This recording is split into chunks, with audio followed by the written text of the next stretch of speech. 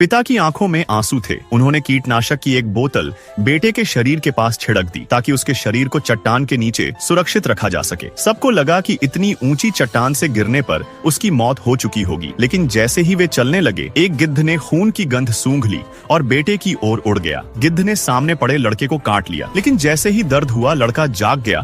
उसने बिना कुछ बोले गिद्ध को पकड़कर चट्टान से नीचे फेंक दिया। अब वो जिंदा तो बच गया था, लेकिन एक नई परेशानी में फंस गया। वो एक खड़ी चट्टान पर था, ना ऊपर जा सकता था ना नीचे उतर सकता था, बस जोर से चिल्ला सकता था। लेकिन ये जगह काफी सुनसान थी। उसे लगा कि यहाँ रुकने का मतलब सिर्फ मौत का इंतजार करना है। फिर उसके मन में एक आइडिया आया। वो धीरे धीरे नीचे उतरना चाहता था, लेकिन चट्टान काफी फिसलन भरी थी। थोड़ी ही देर में उसका पैर फिसला, लेकिन उसने किसी तरह एक दरार पकड़ ली। अब वो हवा में लटका हुआ था, सिर्फ अपने हाथों के सहारे। लेकिन फिर अचानक मौसम खराब हो गया। तेज बारिश होने लगी, जिससे चट्टान और भी फिसलन भरी हो गई। उसने हिम्मत नहीं हारी, बस यही उम्मीद करता रहा कि बारिश जल्दी रुक जाए। तभी उसे दिखा कि नीचे पानी भर गया है। उसे लगा यही मौका है। उसने सोचकर नीचे छलांग लगा दी। अगले दिन जब वो उठा तो देखा कि उसका शरीर कीचड़ में धंसा हुआ है और एक पैर हिल भी नहीं रहा था। उसे लगा कि पैर की हड्डी टूट गई है। जब उसने देखा कि पैर सूज गया है तो उसने दो पत्थरों के बीच फंसाकर किसी तरह हड्डी को बैठाने की कोशिश की। फिर दोनों तरफ लकड़ी के टुकड़े बांध दिए। एक लकड़ी से सहारा लेकर वो खड़ा हुआ और धीरे धीरे वापस चट्टान पर चढ़ गया। वहीं उसे वो समाधि पत्थर दिखा जो उसके पिता ने उसके लिए बनाया था। असल में जब वो शिकार पर था तो कुछ मवेशी उसे गलती से चट्टान से धक्का दे दिए थे। उसके पिता और बाकी लोग यही सोच बैठे थे कि वो मर गया है, इसीलिए उसके पिता ने पत्थर रखवा दिया और बाकी लोगों के साथ लौट गए, क्योंकि गांव में और लोग थे जिनका ध्यान रखना था। अब लड़का अकेला था। तभी उसे भेड़ियों की आवाज सुनाई दी। जब उसने देखा कि भेड़ियों का झुंड उसकी तरफ देख रहा है तो वो डर गया और लंगड़ाता हुआ वहां से भागा। लेकिन भेड़िए तेज थे और उसके पीछे आ गए। वो एक पेड़ पर चढ़ गया, लेकिन एक भेड़िए ने उसका पैर काट लिया। उसने चाकू निकाला और किसी तरह भेड़िए को मारकर पेड़ की ऊपरी शाखा पर चढ़ गया। भेड़िए वहीं रुके रहे